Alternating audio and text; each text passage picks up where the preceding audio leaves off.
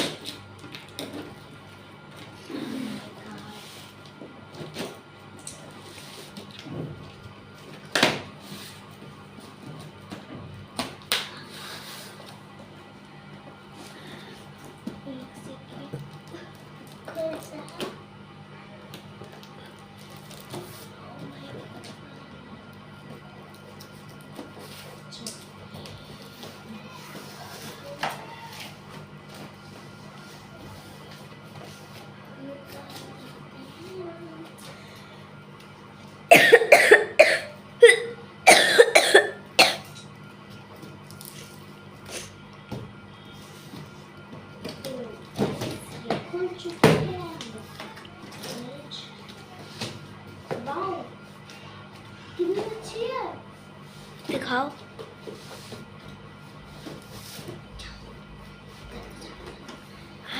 अब मैं आपको जादू से दिखाऊंगा, तो आप लोग देख सकते हैं इमेज। वाओ। और गाइस इसमें एक चीज़ दिखाती हूँ, यहाँ पर आप कलरिंग का पानी भी रख सकते हैं और पीने के लिए भी यहाँ पर पानी रख सकते हैं। और यहाँ पर आप लैपटॉप रख सकते हैं, आपको जैसे कि वर्क करना हो तो आप भेज देगा कोई वर्क आपको, तो यहाँ पर आप फ़ोन या लैपटॉप रख के वर्क कर सकते हैं। वैसे यहाँ पर बहुत कंफर्टेबल है, मेरे को लग रहा है। ओके, मिलते हैं नेक्स्ट वीडियो में।